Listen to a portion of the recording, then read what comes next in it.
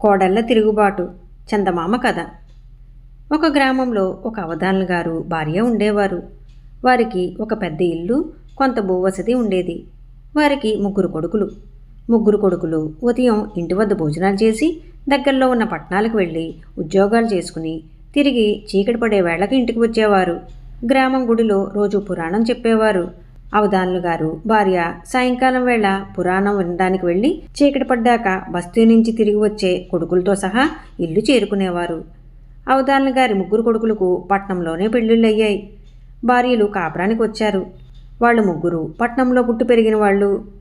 వాళ్ళ భర్తలు పట్నంలోనే ఉద్యోగాలు చేస్తున్నా వాళ్ళు పల్లెటూరు జీవితం గడపవలసి వచ్చింది. ఇది వాళ్ళకి నచ్చలేదు.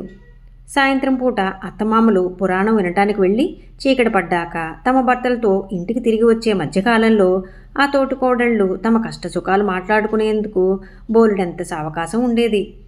ఈ దిక్కుమాలిన పల్లెటూరులో ఏమీ తోచదు అన్నది పెద్ద కోడలు.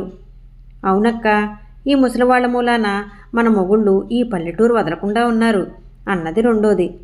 మా ఆయన పట్నంలో ఉద్యోగం చేస్తున్నాడనే కదా నన్ను మా వాళ్ళిచ్చారు.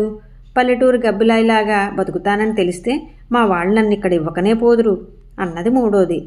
మొగుళ్లను పోరి వాళ్ల చేత బస్తీలో కాపురం పెట్టించడం సాధ్యమయ్యే పని కాదు. ఎందుకంటే అందుకు పెద్దవాళ్ళు ఎంత మాత్రమూ ఒప్పుకోరు. కొడుకులేమో తల్లిదండ్రుల మాట జవదాటరు. ఆ మాటకు వస్తే మనం మాత్రం ముసలివాళ్ల మాట జవదాడుతున్నామా అన్నది ఒకతే. అందుకే మనం మరీ అలసైపోయాం అన్నది మరొకతే. వాళ్ళు చెప్పిన పనులు మనం చెయ్యకపోతే ఏమవుతుంది అన్నది మూడోది. అత్తమామల మాట వినటం లేదంటే మన వాళ్లే మనల్ని తిడతారు అన్నది ఇంకొకతే. వాళ్ళు చెప్పిన పని చెయ్యాలి, కానీ చెప్పినంతవరకే చెయ్యాలి. ఏ పని అశాంతం చేయకూడదు. ఇదొక రకం తిరుగుబాటు. అలా చేస్తే ముసలివాళ్లకు మనతో ప్రాణం విసికి మనని వేరే కాపురాలు పెట్టుకొనిస్తారు అంటూ పెద్ద కోడలు మిగిలిన ఇద్దరికీ ఒక పథకం చెప్పింది. అది చాలా బాగుందని, అలాగే చేస్తామని మిగిలిన కోడళ్ళు కూడా అన్నారు. ముగ్గురు కోడళ్ళు తిరుగుబాటు ప్రారంభించారు. అత్తగారు ఒక కోడలను ఇల్లు చిమ్మమనేది. ఆ కోడలు ఈ గదిలో దుమ్ము ఆ గదిలోకి, ఆ గదిలో దుమ్ము ఈ గదిలోకి చిమ్మి ఇల్లు చిమ్మానత్తయ్యా అనేది. మామగారు మడిబట్ట ఆరవేయమంటే మరో కోడలు బట్టను ఉన్నపాళంగానే ఆరేసేది. అదేమంటే మామగారు మడిబట్టను ఉతికి ఆరేయమనలేదే అనేది. అత్తగారు ఏ కోడలనన్నా అంట్లు తోమంటే ఆ కోడలు అంట్లు తోమి కడక్కుండా వదిలేసేది. ఆ కోడళ్ళ తిరుగుబాటు చాలా దాకా వెళ్ళింది. అత్తగారు మామగారికి అన్నం పెట్టమంటే విస్తట్లో అన్నం మాత్రమే పెట్టి కూర, పప్పు, పచ్చడి వేసేవాళ్ళు కారు. పొయ్యి మీద నుంచి అన్నం గిన్నె దింపమంటే దింపి కట్టెలార్పేవాళ్ళు కారు. పొయ్యి మీద ఏదన్నా మాడుతున్నదేమో చూడమంటే మాడేదానికేసి చూసి ఊరుకునేవారు. కోడళ్ళ ఈ ప్రవర్తన ముసలివాళ్లకు చాలా బాధాకరంగా పరిణమించింది. వాళ్ళు కోడళ్ళని ఏమీ అనక కొడుకులతో చెప్పుకున్నారు. కొడుకులంతా విని మీరేమీ దిగులు పడకండి, వాళ్ళ సంగతి మేం చూస్తాం అన్నారు. వాళ్ళ ముగ్గురు తమలో తాము మాట్లాడుకున్నారు.